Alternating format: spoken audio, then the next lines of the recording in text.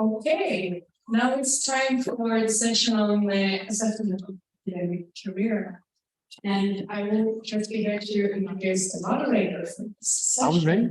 Have you unmuted? So we have Mohammed Wesh, who is a PhD candidate in energy engineering at the Royal Institute of Technology and a chairman of the PhD chapter at PhD. That's impossible to say in English. PPH, I'm sorry. He has been an active PhD representative at PPH as well, working with several advocacy issues related to PhD education, research, assessment, work environment, international education, and equality and diversity. He has also held several PhD representative roles in different committees at KTH, such as Third Cycle Education Committee, Equality and Diversity Committee, and currently he's a member of the KTH University. Give him a round of applause.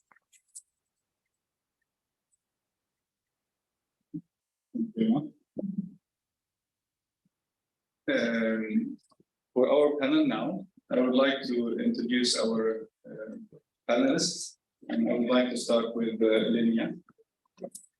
Linnea is a PhD candidate in informatics. She focused in exploring organization capabilities for formulating strategies in the context of industrial digitalization.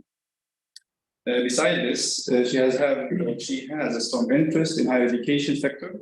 Often discusses what a Swedish research education in a world class might look like. Additionally, she is currently chairing the National Doctoral Association or Doctoral Student Association Committee in Sweden, SFDK. So, a small round of applause, please.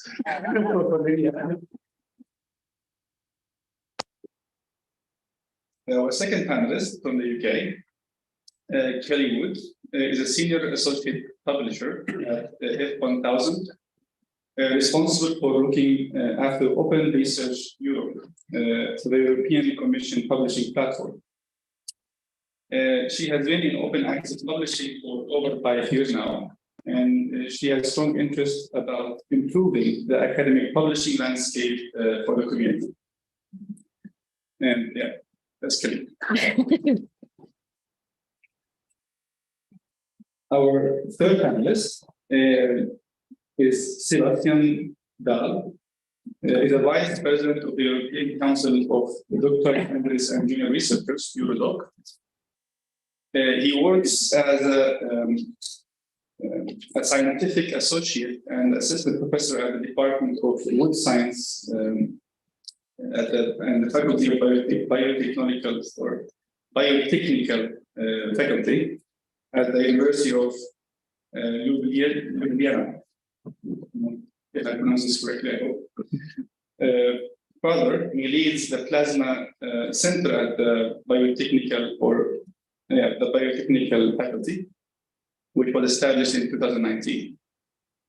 Besides his academic work, he is a shareholder of the Plasma Green company, which is a company that's an outcome of a technology transfer that he led in Germany.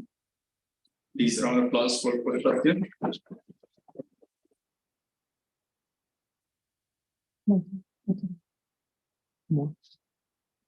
Our fourth panel, I believe online, is Jan Ingvar Jansson, which is the Vice Chancellor of Linköping University in Sweden. He is a professor in medical cell biology, leading a research group on leukemia biology. And before being appointed as a vice chancellor, he was a secretary general for the medicine and health at the Swedish Research Council. He has large experience of international and European networking, and is currently chair of the Joint Programming Initiative on antimicrobial resistance. From 2021, he is the treasurer of the UCIU University, an EU-funded European university that will create a new education model on a European scale that gathers students, learners, and teachers and researchers to cooperate with cities and businesses to solve real-life challenges. Thank you for joining us, Jan Ingvar.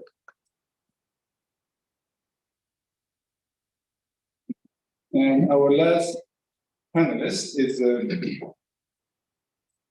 Karin Strobant.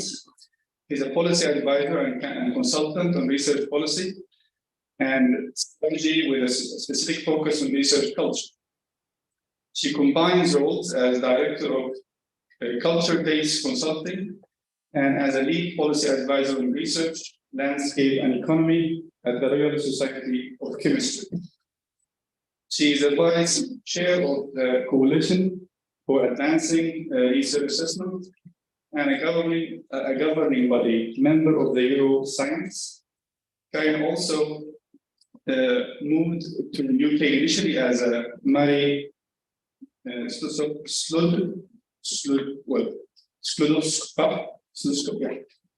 Mary Skłodowska-Curie postdoc fellow. Sorry for that. It's a Polish name. At the University of Cambridge. Prior to this, she obtained her PhD in chemistry at KU Leuven in Belgium, and would like to welcome Karin to our panel as well.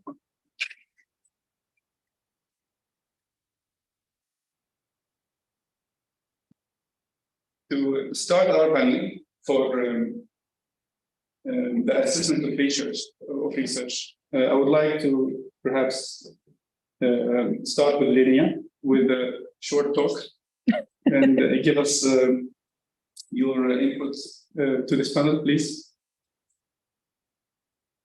Wow. Yeah, my short input will be from the perspective of a doctoral student. When I started to discuss the research assessment, and when I supervised the PhD or whenever a senior colleague approached me and asked, what do you think about publishing? What do you think about your career within your thesis? And I said, it's a really hard thing to start planning my career when we have this, I am caught between choosing between quality within my publications for my thesis or even publishing. What is the line? What is the idea? Should I choose the journals, the conferences where I have the highest output, so to say, metrics-wise, or should I choose to even publish and go forth in my thesis? And oftentimes my seniors, colleagues, whatever, they say, you should, of course, go for the high quality. Of course, why shouldn't you? And I say, I have 5 years. And it often takes 3-4 years in the really high ranks. What should I do? And then they say, quality. It's quality. And here's what I would like to start with the research assessment. It's as a young junior researcher, how do I approach this and where do I start? Do I start at the early beginning of my thesis and plan already, or should I prep for it and think that my thesis is one thing, and then when I'm done, that's when the real work starts, and that's why I dig into it. And I think it's also part of this panel, right? Where do we start talking about it? I don't know, really. I think it should be part of the doctoral training already. Yeah. Thank you. Thank you, Linnea. I would like to go for our second speaker. I would like to give the mic to Kelly. Hello. So everyone else here seems to wear very many hats, and I just wear the one hat.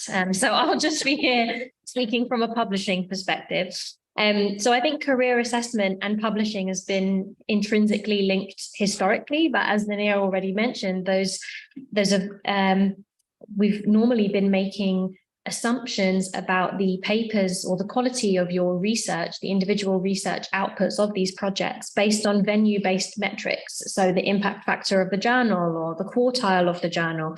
And many groups have come out over recent years and said how metrics like the impact factor are flawed for use in this way, or they are being misused for this purpose, and that we should move away from relying on them too heavily and focus more on article level metrics, looking at the views and downloads and citations and the peer review of the actual article itself, instead of looking at the venue in which it was published and making assumptions based on that. However, there hasn't really been any concrete alternative that's really taken over, and we're still using those venue-based metrics at the minute to feed into these career assessment decisions. There's other aspects involved with publishing that are kind of ignored at the minute within formal career assessment, which is involvement of researchers in editorial boards and also their involvement in peer review, which I think many would agree is maybe one of the most important activities that researchers are undertaking, aside from the actual research themselves. And a lot of this activity has historically taken place behind closed doors. So it's been almost impossible or very difficult to measure this accurately and to factor that into any career assessment decisions. But now we have a variety of different types of open peer review. This information is starting to become more open, and therefore we can actually start to measure how much time and energy is being spent by researchers on this activity, and then reward or at least recognize this activity within career assessment panels and decisions. We've also got support from the European Commission through Open Research Europe, the platform that I manage and that they set up for their beneficiaries, at least in the first instance, which operates on a post-publication open peer review model. And also quite timely, the Swedish presidency of the Council of the European Union recently, I think it was 2 weeks ago, last week, formally adopted or accepted the council conclusions around transparent and open publishing, which included mention of underlining the importance of open peer review, I believe. Don't quote me on the exact wording. It's a long document. And others or groups around this have also started to move more towards an open peer review model, so that we can actually, as I said, integrate this activity and appropriately reward researchers for it.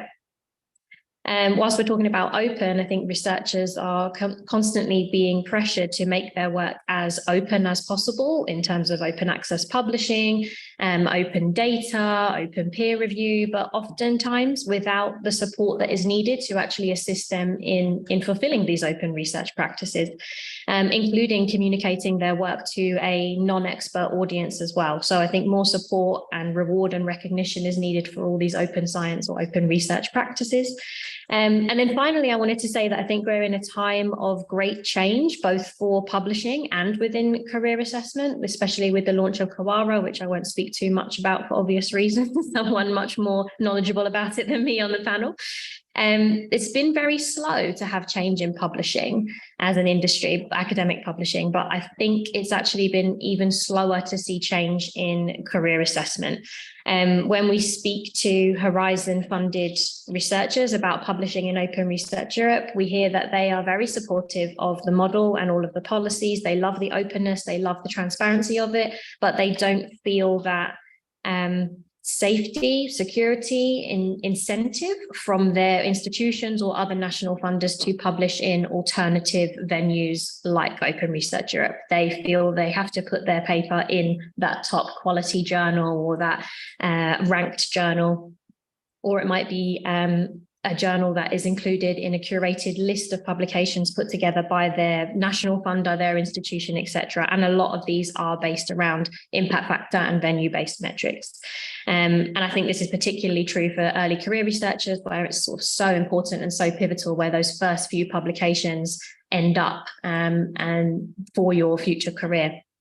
So I think once researchers start to feel the change that we are seeing in the policy at the top level, then we'll start to see more widespread adoption of these potentially transformative and forward-thinking alternative publishing models like Open Research Europe, but others that follow the same principles as well. Thank you, Tony. I would like to give the mic to our third panelist, Sebastian.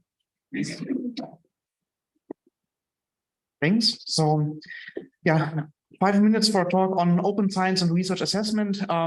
Tough job, as these are so big issues, so also big topics where I can really mention so many different things. I try to align this maybe a little bit with the heads that we heard about earlier. Starting with the open science, that's something that UDOC has long worked for, has long advocated for, also put training together, because this is really something on the one hand side that's gonna, by more adoption of open practices, that's gonna advance science, the whole scientific endeavor, academia as a whole, so much more than we have at the moment, by removing barriers, by making things accessible between scientists, but also to the general public. And as such, that's actually also something that should be a moral imperative. I mean, after all, the majority of us researchers are funded from taxpayers' money through different kind of research projects or positions at universities and institutes and so forth. And so all this public money, all those taxpayers' money that we're using, well, at least I and we believe that these taxpayers that are paying for that deserve to see what's coming out of that money and deserve to have some access on those results that are coming there. So already from that point, it's something that, yeah, really a moral thing, a thing of practice like that, of integrity. Now, specifically for open science, there's a couple of maybe misconceptions that are worthwhile addressing. One thing is of course that this is something that's going against other kinds of interests. If I'm publishing things openly, if I'm making more things openly available, well, then I can't commercialize maybe the more applied kind of research that I'm doing. Then I cannot go in this kind of direction, which is not exactly true, but just is a statement of a lack of insight, of training, maybe in a way, because in fact, this is all very well encompassed. Number one, you don't need to make everything available, but at least be as open as possible, as close as necessary is always the option there. But even if you are open, the timing needs to be right, so you can still protect your rights, of course. Being aware of copyright, being aware of licenses, of patents, and of these kind of systems that are there, that's an important point. And this is, again, something where quite often we as researchers and scientists just simply lack the insight and the training, how this works together. And even more so, if we properly think about it in this way, thinking about patents and these kind of measures, actually it's the same kind of thought because after all, why are the countries, why are the governments then through their patent offices providing this protection for the companies? Well, a big part of this deal is they are saying, well, I'm protecting your interest, your commercial interest in this innovation. And in turn, you're going to open this up. The patent is going to be published after these 1.5 years. So you have your embargo, you can work with this, and I'm going to protect you for these up to 20 years. But in turn, you make it openly available. And so it's the same kind of thought that in many ways, we also have an open science. So it's something that's not really contrary, but you need to, of course, put it up all right, that it works together. Another way of maybe a little bit of a skewed view is these questions that often come up. Well, but who's going to pay for all of that? Well, again, this is something that doesn't really need to cost more. Quite on the contrary, if we do open science all right, we can in many ways really save a lot of costs. This will of course mean rearranging some of the publishing systems that we have to match these kind of purposes. But in doing so, we can, I'm absolutely certain, stay at a similar level, or even with being more cost efficient than we are already. And with Kelly and Open Research Europe, there's one example where already the colleagues are trying to establish such kind of things. And on the other hand, of course, we're gonna save resources in not redoing research because I didn't find the publication or didn't have access to. We're gonna save resources in the way that I can easily find and access to things and doesn't need to spend as much time trying to do that. And in many, many more ways. So in this kind of way, this is also one way of sustainability that's open science is actually bringing about. And then, of course, there's some discussions that we remember recently coming up more often in that also colleagues were saying, well, now you're all with this open science and some publishers, some funders are trying to mandate this. I don't like this, that they're by this restricting my freedom to act as I see fit. which is something that is a concern that I can understand and that we also as Eurodoc can understand, but don't necessarily agree with, because on the one hand side, you still have the options to choose within, let's say, the moral and ethical compass, obviously.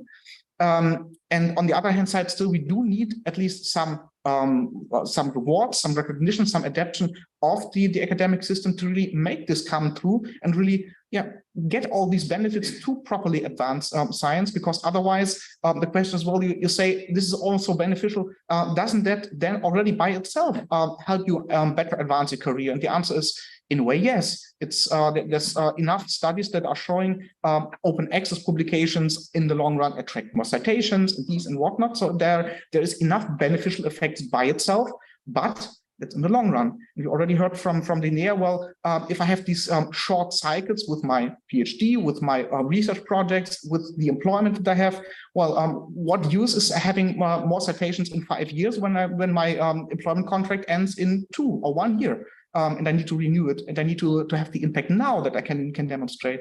And so this is again something where it's relating to research assessment, and where it's also showing how the many different assessment practices that we're actually having in place, how they're shaping our everyday decisions and how they're shaping our everyday life, in that we're designing our research such that, well, we can do the publications in this way how we currently demonstrate impact. If this is necessarily the best way to really make the scientific endeavor progress, it's something that can be discussed. It's a good reason that we have the system that we have. It's a good reason that we try to improve on it, right? But yes, in the way that we are currently evaluating things, these cycles are so short that most of those benefits cannot be used. So this is one way to think about why we need to improve things and include this in the assessment. And there's many more ways also how research assessment really shape our everyday work life as a researcher, and how this then really is a leverage to come to better practices that currently are quite often even not well possible. In order to continue our careers, we need to align with the assessment system.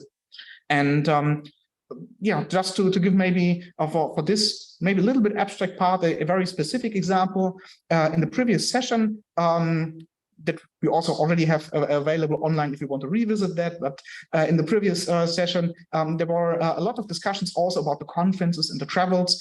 And I noticed in some of the conferences that I'm regularly visiting that, of course, there's here and there rejected papers or papers where the author doesn't show, puts in the contribution, but then isn't there to present it. And what I noticed is that, at least for some of the conferences, these were very regularly always from the very same country. And on one occasion, I took a colleague from that country and discussed with them what's behind this, and they explained, yeah, that's very easy, because for our PhD or for our career progression later on, we need to demonstrate so and so many conference contributions in international conferences, but at the same time, our funder doesn't provide enough money for that. So we put the contribution in, publish the contribution. It's the check in the checkbox in the assessment, but we don't go because we can't. And so this is also showing in a way like how assessment in many ways, just with one, I think, very obvious example, really brings us to practices that don't really help us, that really rather restrict us and lead us into unfortunate kind of practices and paths. And there's many more such where really we need to improve the system. And that's what the reform of the assessment system is about. That I'm sure we're going to hear a lot of things now as one of the next speakers from Karen. So yeah, that's my small contribution. Thanks. Thank you, Sebastian. I think we will discuss more in the questions very soon. I think you were quite easy.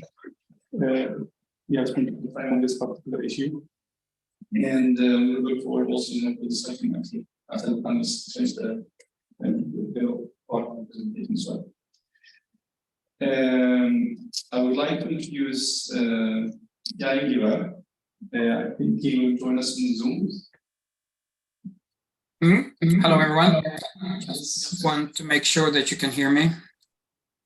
Me and Karen has sometimes a strange echo, but at the moment it seems to be stable. Well, thank you for having me at the conference. I do have to apologize that I couldn't travel to Uppsala today, but I have a very important meeting later today here in Linköping. So I'm going to take a slightly different angle, being Vice Chancellor and having the possibility to influence the whole picture, and I will come back to this. And one important question that I'm sure that you'll think about is how to build an academic career in times of research assessment and reform, and how can we as a scientific community, but also you as individual researchers, young or senior scientists, unlock the current system for the benefit of more open and transparent models, and what needs to be changed and who needs to be engaged. Also, even though open science is certainly the starting point and the driving factor, and in fact, I believe together with many others that the current merit system is probably the major obstacle to move forward to open science. But saying that, we all need to realize that open science is not only a question about open publications, open access, data sharing. It is much more, such as open notebooks, open sources, social networks, citizen science, and also, which I have to say, sometimes is forgotten, that's open educational resources. So when we talk about open science, we tend often to land into how to evaluate research, but open science is so much more. And all this will contribute and affect our future merit systems. And I'm saying systems or models because I don't think that there are any quick fixes or single standard solutions. I believe that we all need to contribute in promoting a changing culture that stimulates open science. And of course, we all agree to move away from metrics towards assessing overall achievements. And there is, of course, a large responsibility of academic leaders, such as presidents and vice chancellor at different levels as well. But at the same time, I think it's important that funding agencies need to develop standards and policies on how to evaluate open science and incentives that promote the shift towards open science. And I really would like to see that funders are more interested to all different kinds of academic skills and not only related to research. A second issue is that moving away from metrics is not only a question of how to evaluate research grant applications or when applying for a position at an academic institution, but also how research institutions allocate funding to faculties, departments, divisions, research environments, and sometimes even individual scientists. And also how governments at their end allocate basic funding to institutions and the criteria they use. If all these levels do not harmonize and follow like a logical flow downwards, we will lose solid arguments for overall models that take all different multiple skills into account. And today's use of metrics contains several parameters that counteract the move from quantitative to qualitative criteria. For instance, it favors competitions over collaboration. It focuses more on prestige, certain journals, than novelty. It focuses more on fixed models, and they are more awarded better than innovative capacity, among others. So together, all this comprises a true dilemma for you listening, early career researchers. What are the incentives for you to contribute to a more open system, and how to cope with an idealistic thinking without being a guinea pig in the implementation of new models? And at the same time, don't forget that building an academic career is not only linked to research, merits and competences, but also to education, pedagogic skills, academic citizenship, leadership, cooperating with surrounding communities and other stakeholders, work with innovation, etc., and all relates to and how we are going to reward these accomplishments in future practices.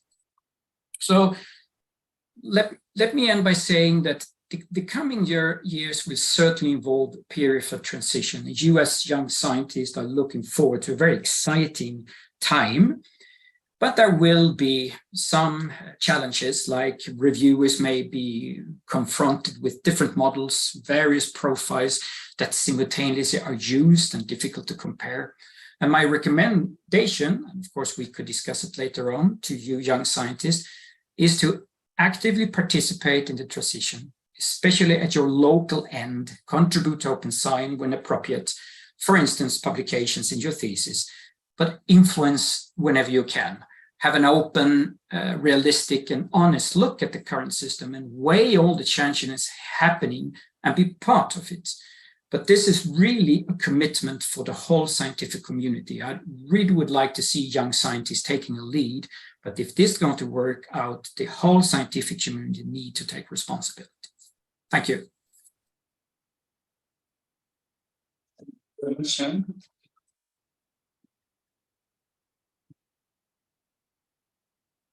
And our last panelist for this session, I would like to give the mic to Karin. Thank you. Can you hear me? Yes. Good. Thanks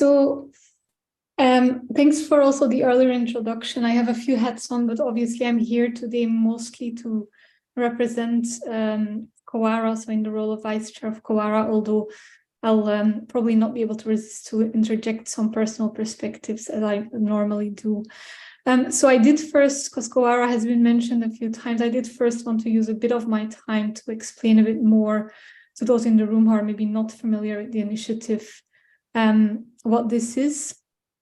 And so the first thing to say is that the setup of the Coalition for Advancing Research Assessment was initially very much facilitated by the European Commission. And I have to really here come back to the point Jan Ingvar made, because it's really in realizing that the progression to open science was limited by the assessment system as a barrier, that topic really became higher on the agenda at the political level. So it is really what's really seen as we need to really address this to move forward the open science agenda.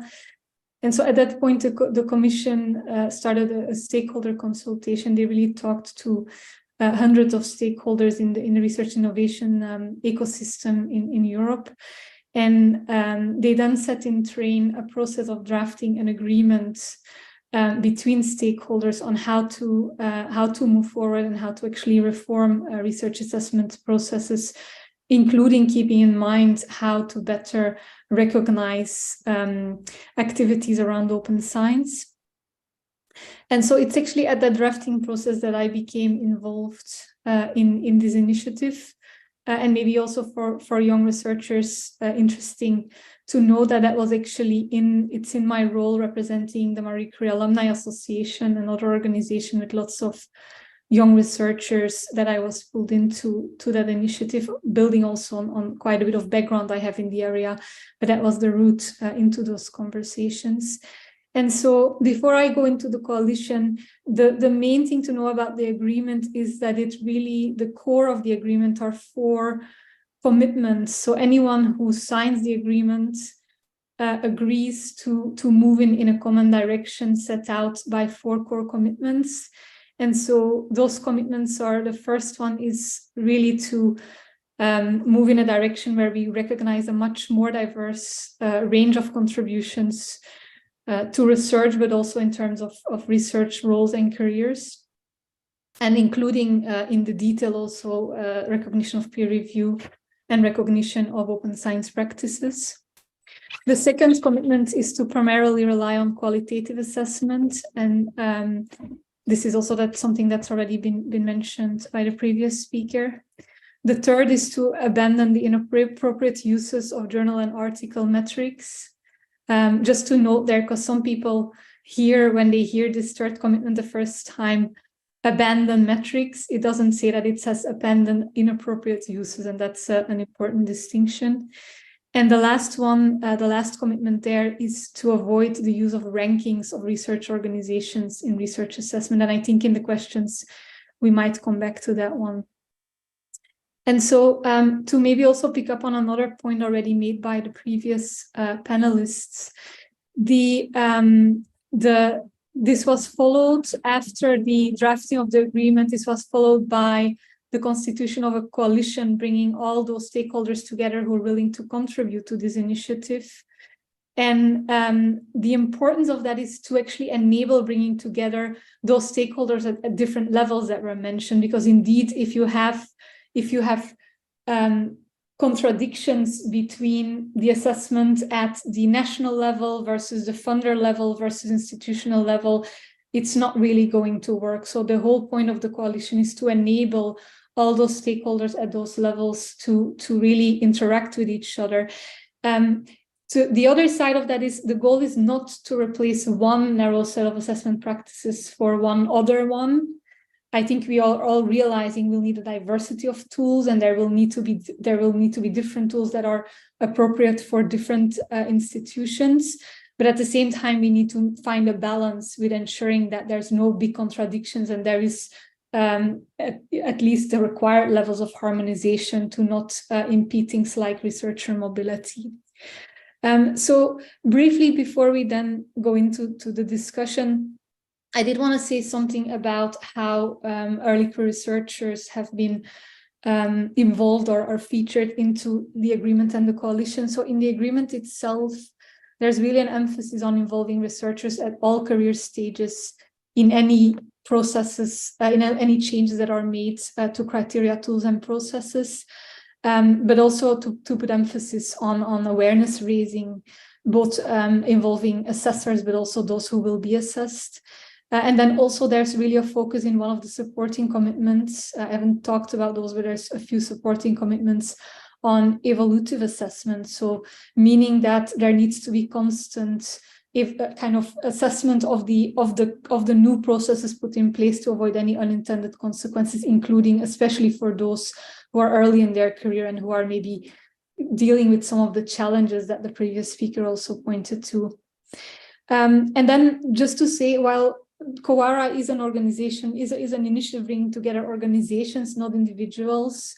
Of course, there are mechanisms to involve individual researchers and early career researchers, and there's a few other board members are really looking at where that's needed to ensure we have that input. So that's just something to add there. Another thing to say is that one of the current priorities of CoARA is also an international strategy to ensure that the fragmentation and potential contradictions are not only avoided between levels in European countries, but also on a global level between countries. And that will be challenging. It's one of the big challenges we have ahead of us.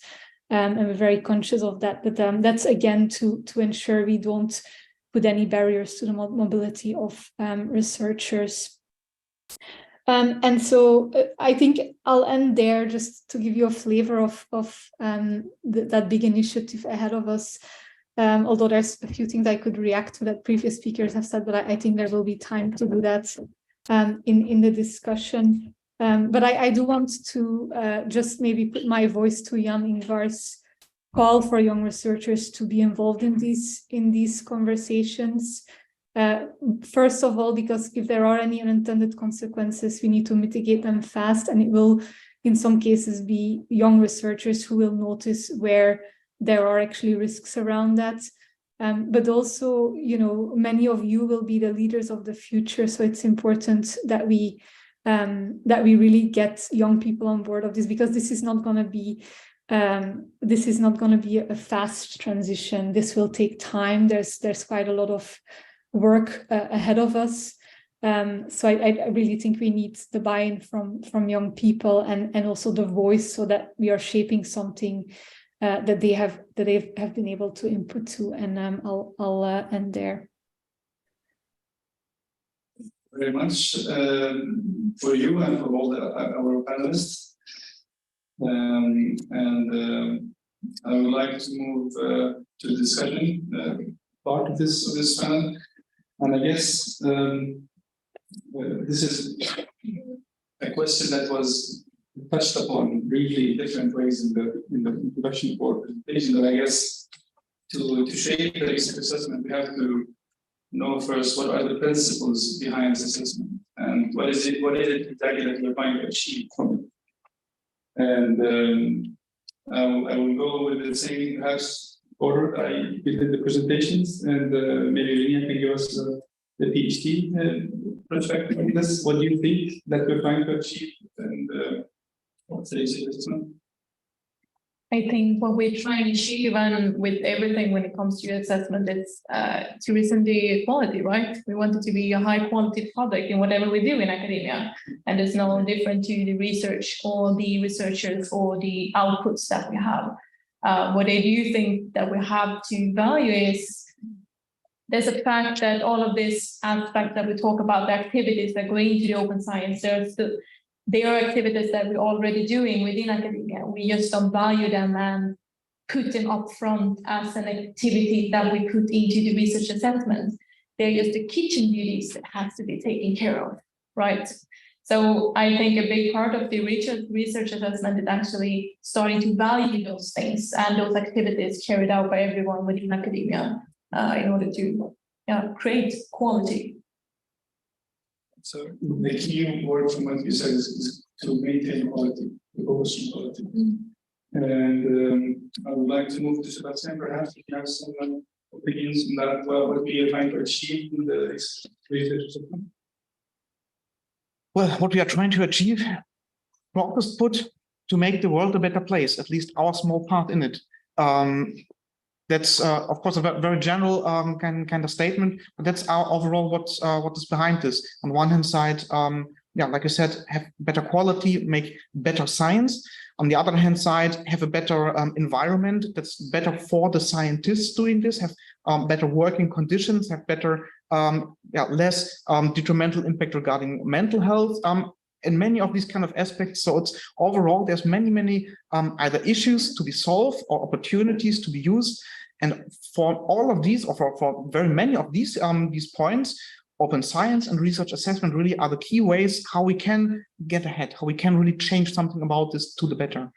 And that's maybe then for the conclusion of this answer, with the purpose, what to do with it, that actually, in our opinion, is a very important point that really needs to be included, both on the practices, when we practice open science, what's the purpose, how do we go about this, but also very crucially in the assessment. Whenever we assess, let's not assess for the sake of assessing, but let's always really be very clear and let's be explicit about why do we assess here and what's the purpose, where are we aiming at, to make sure the assessment actually fits the course that we're trying to do.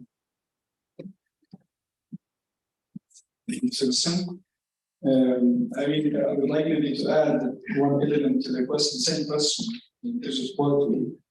We always trying to balance out between qualitative and quantitative metrics. So sometimes you can do more quality but less quantity, but it's not assessed fairly. So perhaps we can also do the rest of the skills and develop a bit more on that as well, because the challenge in itself. There's maybe a term that we use sometimes is called the minimum publishable unit. Just to increase the metrics, which is maybe not the core goal of research. I have something to that effect upon. Maybe I would like to elaborate. Yeah, so I think the points that Linnea raised about sort of the kitchen duties, I think editorial duties fall under the kitchen duties, but a lot of the time I have to do this peer review, I have to edit this paper, blah, blah, blah. So I think giving more recognition to those sorts of activities is very important, but also to not give or to give credit to publications which are of sound science. They are of high quality, but they are not necessarily the most impactful pieces of work that have ever come out. These pieces are still very important. As Sebastian mentioned earlier, like if you do an experiment and it doesn't work, or you don't get the miraculous outcome that you expected, if you can publish that result, it prevents 10, 20, 30 researchers in the future doing that same experiment and realizing that it also doesn't work, and that's not going to get them their Nature paper.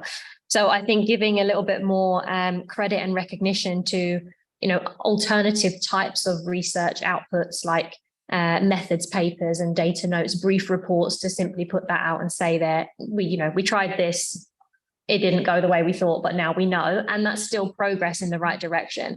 But yes, to your point about the minimum publishable unit, there's an ever increasing amount of research material out there for researchers to try to digest and read. So we need to find a balance between publishing what is necessary to be published and making that findable and accessible for those who need it, but also not just exacerbating the problem of, oh my God, I now have 400 papers to read every single day and I'm never going to get there. I don't have time to do my actual research. Thank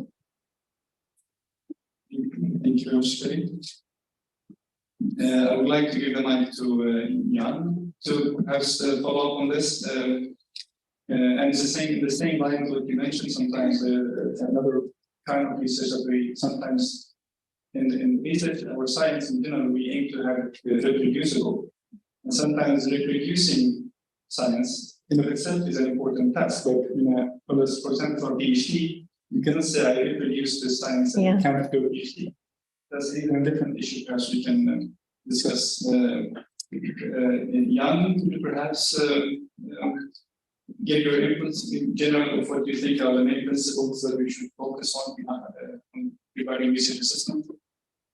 I have to agree with the previous speaker that to me this is actually finding a way for recognition and award for all different type of contributions that individual research and teams and research environments actually perform without sacrificing on quality.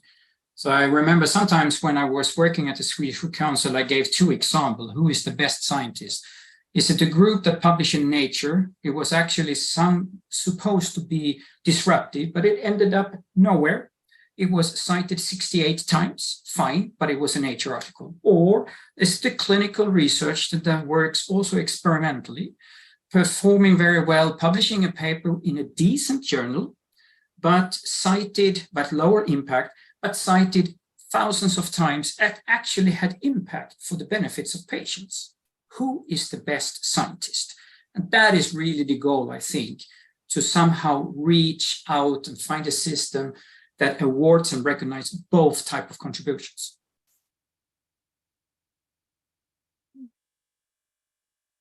I'm done. I would like Karin to perhaps follow up on this. Do you have inputs in that regard? Yeah, thank you. I mean, so first to say what do we want to achieve with assessment? I mean, that differs.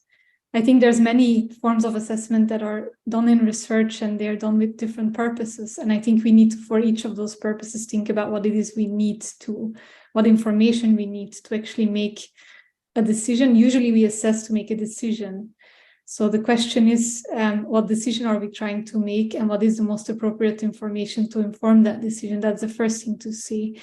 Now, coming back a bit to what's been talked about already in terms of what is recognized at the moment, the focus on publications. So I think the first thing to say is, and I agree also with the previous two speakers, and this is also the first core commitment in CoARA, it's important to broaden out recognition. And we've already heard, the kind of venues, should they matter so much? We already heard we need to put more emphasis on other types of outputs than publications. But I would argue we have to go much broader than this still. We need to move away from the obsession with only assessing the outputs. There are many other things that count. We've already heard about different roles, so the teaching role, and now I'm going a bit beyond the scope of CoARA, but I think there's many who are asking to broaden the scope. So teaching, service, leadership, all those things are important. And I would say we need to kind of extend out from outputs to the kind of the downstream as the upstream. So what is the process of research? How do we ask questions about things like open science and integrity? Not necessarily trying to measure all of this, because I think the suggestion was mentioned earlier to start to measure how much time people spend on different activities. I'm not sure that that's the way to go. I think there's perhaps qualitative approaches that would be more useful to understand how people approach things, how much emphasis they put on certain aspects of the research process. And then also the other end, the outcomes, how do they carry forward the research where that's relevant? It won't be for everyone, but where it's relevant to talk to companies, to talk to policymakers about the research and how it can have an impact there. There's also a section to think about what are the achievements going further upstream. So both upstream and downstream, I think, are important. And then in terms of what are the principles behind assessment, so for me, the question is, and I'll just answer one case. You know, when you're hiring someone, I'll go for that case, but the case will look different if you're distributing funding or if you are assessing institutions. But say for hiring, I think it's important to understand what is the role of this person going to be, and what do we need to know about this person to assess whether they will be able to fulfill this role. And yes, achievements will feature in this, and these could include publications, but I think achievements could be much, much broader. It could be achievements in teaching, in service, in leadership. But also, do they have the right competencies? If they're, for example, one of the things that they will need to be able to do to deliver on the role is managing a team, I think we should ask questions about their competencies to do that. So, and this is, I know it's a lot because we're broadening it out quite substantially from that focus on even just other types of outputs. There's lots of other things to think of. But that is really a personal perspective that I'm giving here. We need to look at what decision are we trying to make, what information do we need to make that decision well, and that should inform the criteria that we use. Thank you very much, Karen. You basically finished your input with almost the next topic I was trying to touch upon, which is how this research assessment will be reflected into requirements, for example, for PhD degree, or how that can be included in our PhD education, and similarly, how to assess the early career researchers or postdocs or such positions in general, how to assess the skills of those individuals. And perhaps Linnea can give us some thoughts on how do you think this can be reflected in the PhD education and PhD requirements?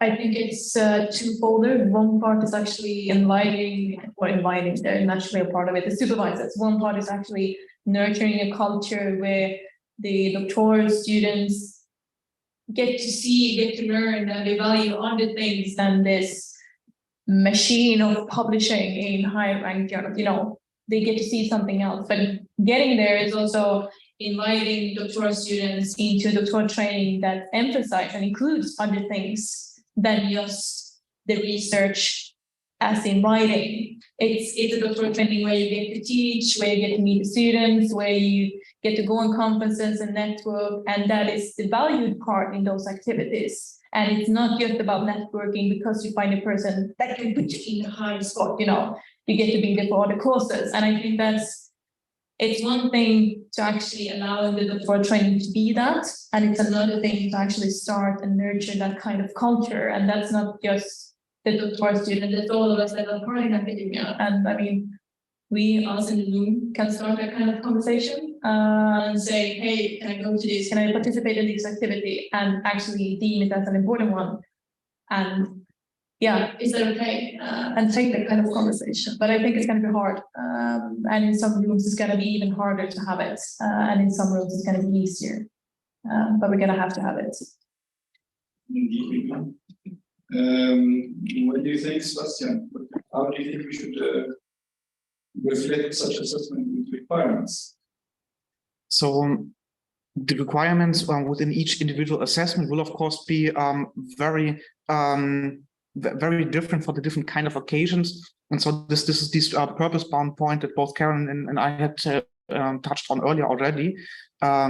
I would have another sentence though also to the education, because that's actually something where then also maybe some requirement would be worthwhile, seeing that the things that currently the scientists are doing, so in the peer review that we heard before, being the key instrument to ensure that the science that's put out is as correct as we can get it, and the quality is there, and the assessment then of the research, the assessments of the researcher that really, as we heard, inform the decisions that are made, inform where the money is being spent and where not, and so forth, which is all making and breaking career paths, and really so being such a key thing within our system.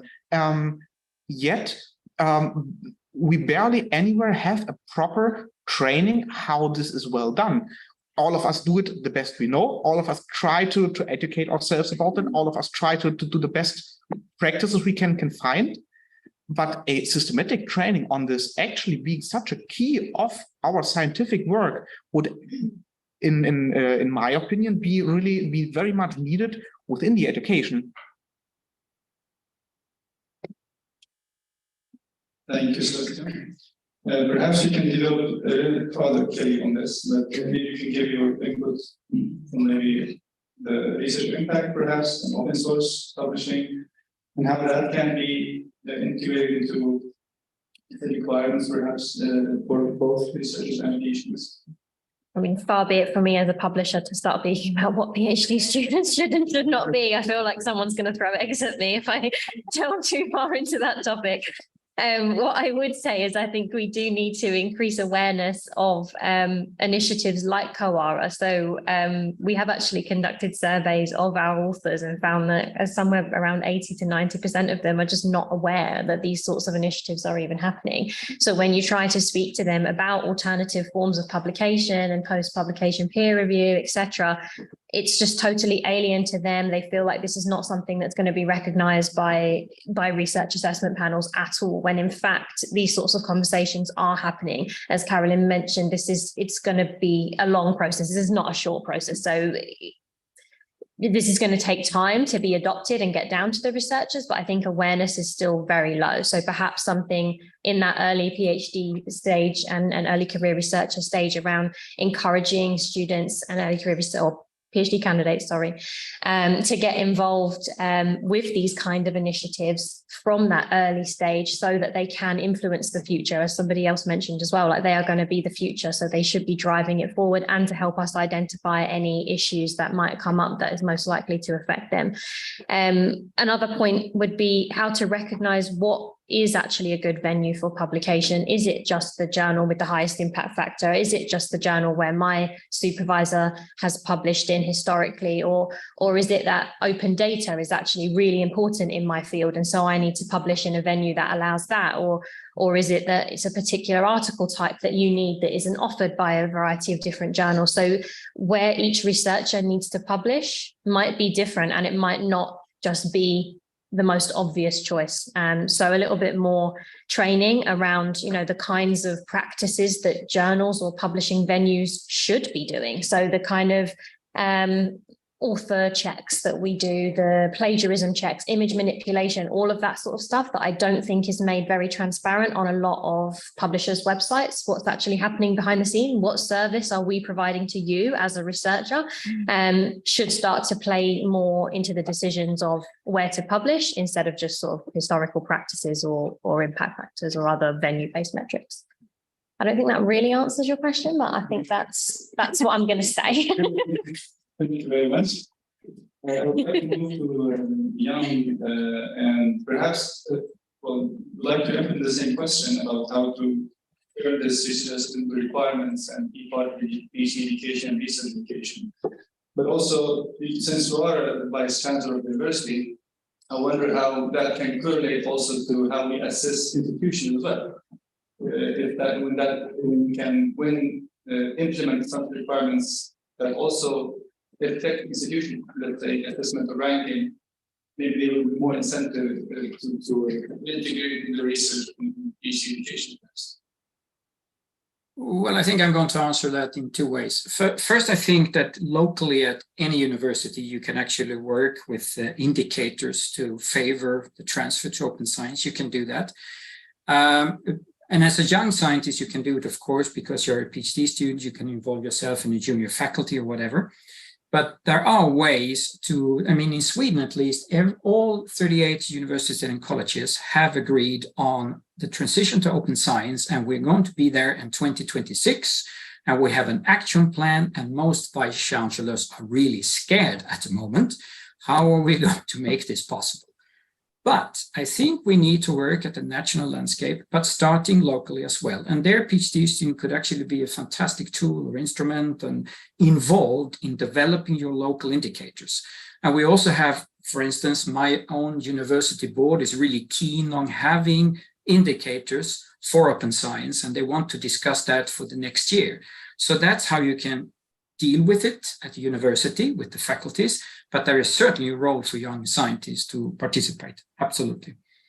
I think that maybe this is not really an answer to you, but I think The challenge as a young scientist at the moment is really to find a balance between research activities, where you publish, and what kind of other activities you're supposed to do. Now, my recommendation is really, when you are a PhD student, you need to focus on the research. There will be a transition, certainly. Research output, but even also impact is, of course, clearly very important. The majority of our PhD students is actually clinicians, because we have a large medical faculty. So for them, this is already happening in the sense that they publish, of course, in journals where they know they have impact in their clinical field. But I think as a young scientist, you need kind of, how should I put it, sit in the boat, observe, actively participate. Things will happen, you can influence it, and there will be changes. But then again, the balance is always between research and all the other tasks. I'm very optimistic. I think in 5 to 10 years from now, we will have a different system to evaluate. I don't talk about merits any longer. I talk about competences and achievements, to be honest. So I don't want to call it a merit system any longer. But there's really a lot of open arenas for young scientists, and one where you're really co-engaged is with the public actors, schools, etc., and knowledge transfer. And that is certainly, I'm convinced that that is going to have a very high role in the future evaluation systems. Thank you very much. I would like to go to Karin, and in the same line perhaps of the topic, but I would like you to maybe to expand on how this research assessment can be taken to requirements, but also how a policy in that regard can be pushed, for example, nationally or internationally, to promote that kind of research assessment, for example. Yes, so I mean, just first on the initial question on assessing skills and assessment of research careers in doctoral education, I agree a lot with what's been said already. And I also think, you know, we kind of need to take a similar approach to what I said before, start with setting out what are actually the skills, the competency and the achievement that someone needs to demonstrate to get a doctoral degree. Start from there, set objectives with the person to achieve that. And I do think it would be good to see a part that is compulsory and that will definitely focus on research, but also see whether we can integrate something that's more optional, where if someone is really interested in public engagement or in doing already that policy representation at their own level, that they can get some objectives around that, and that counts against their evaluation as a doctoral student, while not expecting that everyone does that, because I think we know in the academic system there is some freedom to fill in that career also based on personal and professional development preferences. And I do think that is something important to keep as we go through those changes. And I think it's something that could already be reflected a bit more at earlier levels, while of course keeping that core research element very much there. In terms of the policy level, I mean, that's not an easy question to answer. There's very many dimensions, but I can maybe just say a bit more about the perspective from CoARA and how we are going about it. So CoARA is very intentionally asking organizations to sign up, and that commitment needs to be approved by the senior leadership. So I think that is usually already making sure there's buy-in from those who have the levers to set policy direction at different levels, can be at the assessment agency level or at institutional level.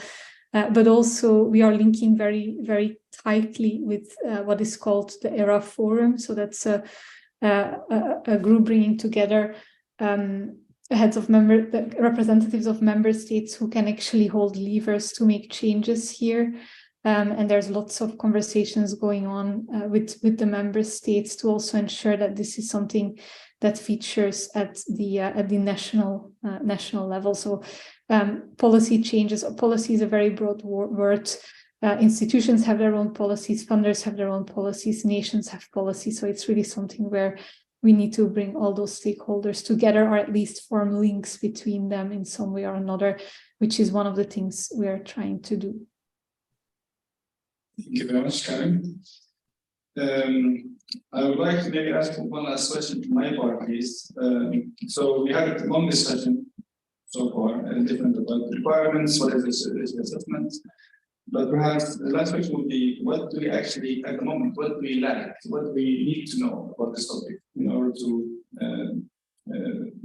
advance this assessment?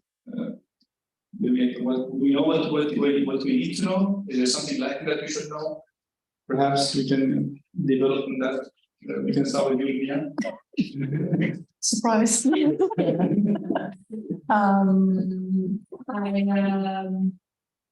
I actually think that we know, as far as it comes to research assessment, I mean, we're academia, we know how to assess stuff. It's not, the assessment is not the problem. The problem is how we want to go through with it, you know, and what parts of academia and who should be part of it. I think that's the problem that we haven't figured out yet. And that's a communication problem and a dialogue that's needed, I think. That will be my short answer. Thank you very much. Sebastian? So I agree with Nia, absolutely. And I would add one important part that's also missing is a better understanding on the interplay between local environments, the policies, all those things that are in place at your institution, how this interacts with the assessment practices, because that interplay really is very much shaping then what's coming out and how useful or not useful many assessment practices indeed are. Thank you very much. Would you like to have it already put together? No, you're all right. I know everything I need to know. Yeah, no. No, I mean, I think possibly the point that was raised most recently actually about what kinds of activities that are outside of publishing that we've more sort of historically measured, what kinds of activities the researchers want to get involved in and would enjoy getting involved in, and we shouldn't force all researchers to do everything, right? We don't do that in corporate life either. Like I have members of my team who hate public speaking. I don't make them go and do it because they won't do a good job of it. So let's try to play to everybody's strengths and find out what different activities people actually want to get engaged in, and then how can we recognize and reward them for that. Thank you very much. I would like to also have your opinion on this, Jan, as well. Do you think what we like to know about this topic? Well, actually, I was thinking me and Karen said that we would love to have some questions from the audience, but we are leaving the meeting soon. So then we can do that. How about you? Okay, then we can conclude the second session, and I would like to open the floor for questions from the audience. And please raise your hand, and we have a nice looking mic. You want to watch it? So, this right? Yes. So, again to everyone. So, Santos, we are the president. And I would like to discuss a little more the CoARA civic practice, right? So, the very core more quality of sorry, that's in the very core agreements of advanced research assessment. And many people consider science scale that peer review is probably the instrument we should use to do that, right? So peer review could become a bottleneck. So my question is a little bit complex. So what should we do if peer review doesn't work as expected? Are there any other alternatives? Second, what would put extra pressure and extra work on researchers who need to do that? And third, if you want the peer review system to work properly, you need a strong research culture in place. And as Nea said that you know how to assess research, probably it's true for Sweden. But there are many countries in the world who would also like to contribute to CoARA, where the situation is quite different. And what to do when there's no strong research culture in place, people are not following their rules, and they actually be responsible. Thanks. Thank you very much. Maybe I would start with Jan. I really had difficulties to understand the questions, to be honest, because there was this echo. So Maybe you I'm can sorry. Yeah, I can try to answer the first one, but then I actually also have to drop off. So I heard part of it, but also not the second part. But I think there was a question on what if, you know, we do more research on peer review and it doesn't work. I think that's what I understood. So, I mean, the one thing I just want to say there is at the moment, sometimes it seems like we feel like metrics and peer review are the only options. I don't think that's true. I think we're only at the start of exploring what else is there. I do think peer review will stay an important part of the way we do things. Maybe the way we organize it will change.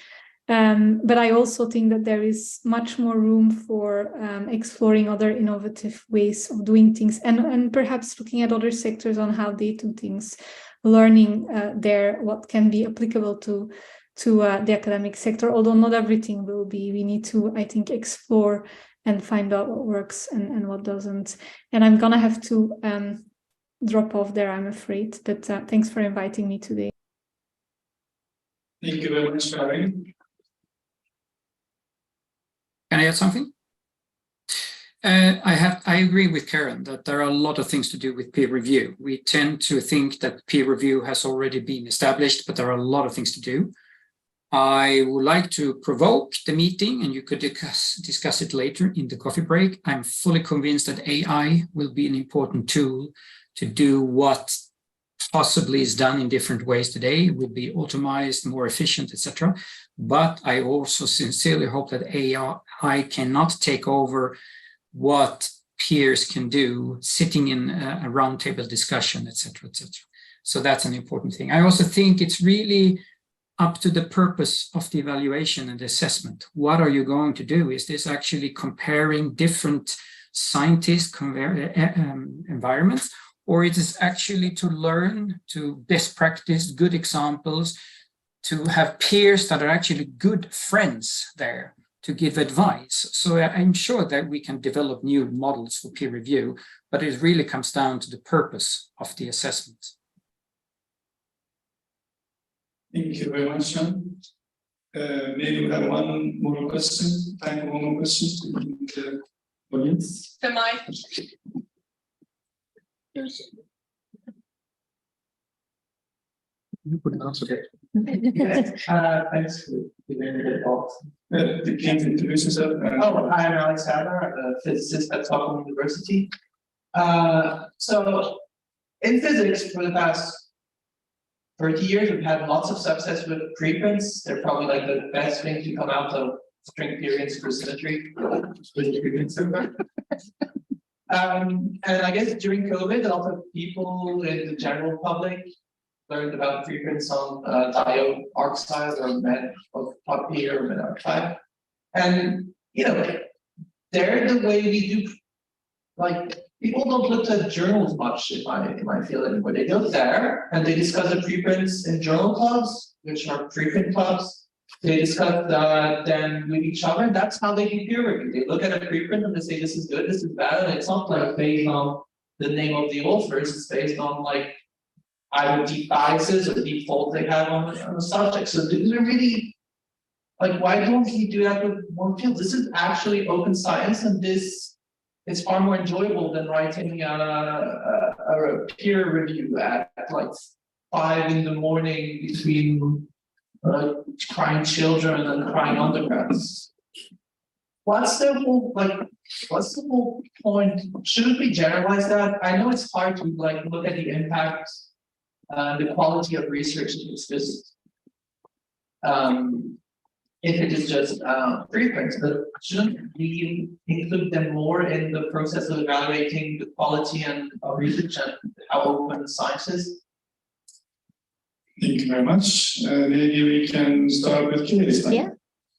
Yeah, sure. 100% agree. I think preprints are a really valuable resource. I think there was a little bit of fear during the pandemic that people were accepting them as gospel when they hadn't undergone peer review, and we shouldn't be putting so much weight on them as we possibly were. But I think a lot of that has kind of dissipated in the time since. I mean, I'll have to dig out my references now, but there's studies that show that the vast majority of preprints that are posted on a preprint server end up published in a journal somewhere in almost exactly the same state. Like very minimal changes are being made throughout the peer review process that weren't already done at the preprint stage.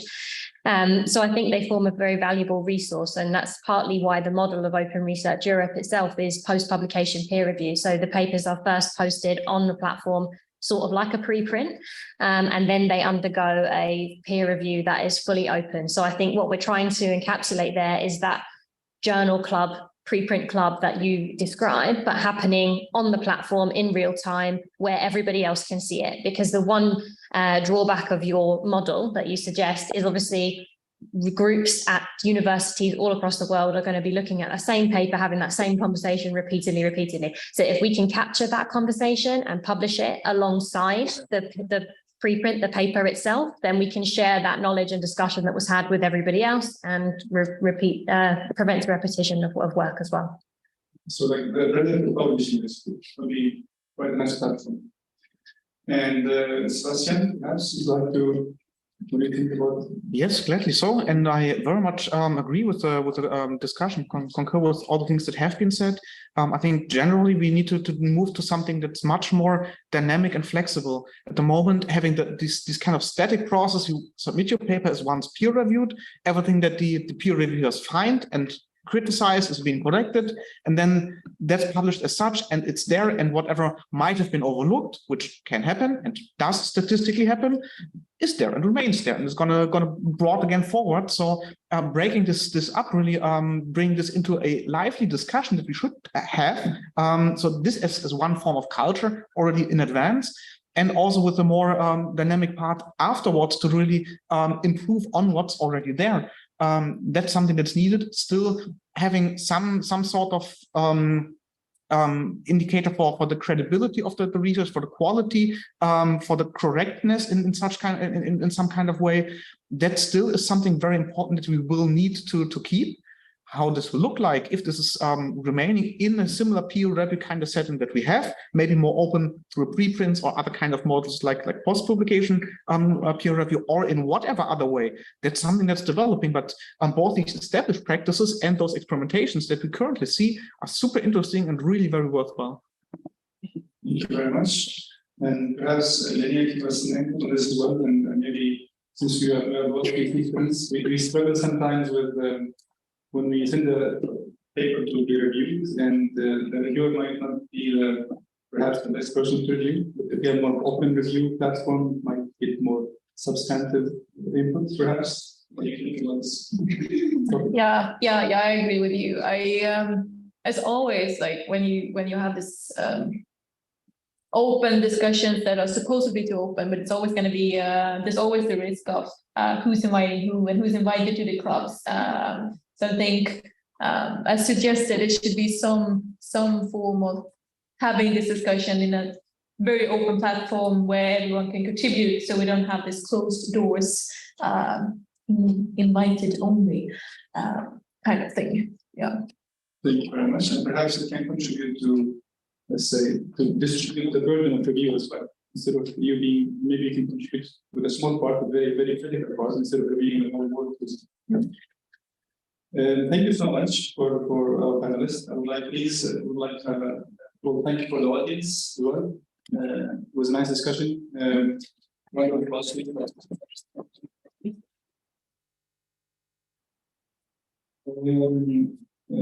conclude the session, and I believe we are slightly over time, but we have at least 20 minutes to take some coffee and stretch your legs. Maybe continue to over feed cut for coffee. And again, see you at 5:30.